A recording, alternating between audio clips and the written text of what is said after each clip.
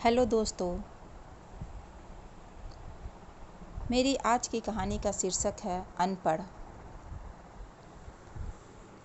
चलिए दोस्तों, आपका ज़्यादा समय ना लेते हुए मैं आपको कहानी पर ले चलती हूँ। सेठ आत्माराम जी अपने गांव के सबसे प्रतिष्ठित व्यक्ति थे।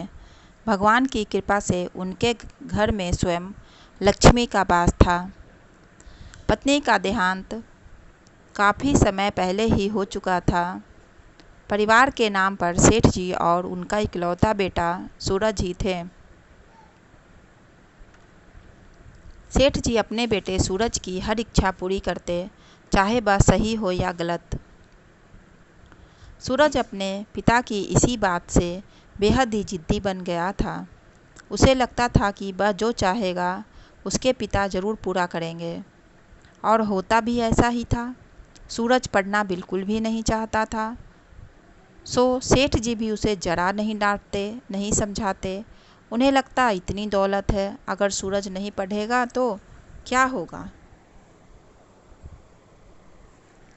7 पुश्तें आराम से बैठकर खाएंगी। सेठ जी के घर बहुत लोगों का आना जाना रहता, क्योंकि उनके घर मुफ्त का खाना जो मिलता था। वैसे भी जहाँ ज़्यादा पैसे होते हैं वहाँ रिश्तेदार भी तो ज़्यादा बनते हैं। सूरज अब 25 साल का हो गया था, सो सेठ जी अब बहू लाना चाहते थे, ताकि पोते का मुंह देखकर भगवान को प्यारे हों। बात चारों तरफ फैल गई। हजारों रिश्ते आने लगे। सभी चाहते थे कि उनकी बेटी बड़े घर की बहू बने। उसी गांव में गोपी नाम का किसान भी रहता था। पूरे गांव में केवल गोपी की बेटी राधा ही सबसे ज़्यादा पढ़ी लिखी युवती थी। रंग रूप भी काफ़ी सुंदर था। सेठ जी राधा को ही अपनी बहू बनाना चाहते थे, सो उन्होंने रिश्ता भिजवाया। गोपी ने सेठ जी से हाथ जोड़कर कहा, सेठ जी, मेरी बेटी पढ़ी लिखी है और आपका बेटा।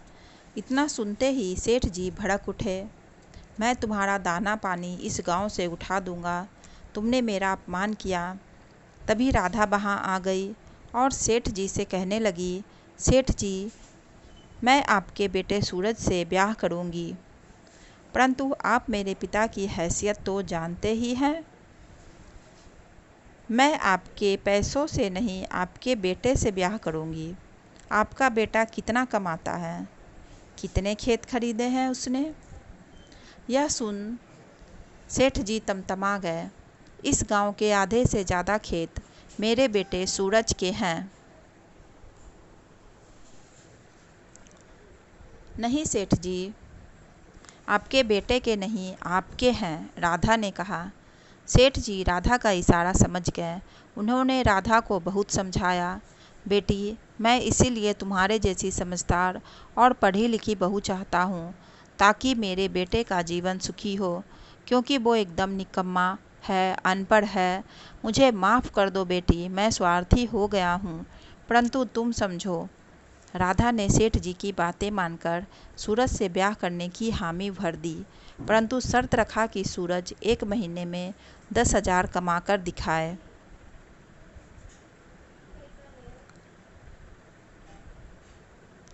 वो भी अपने बदौलत।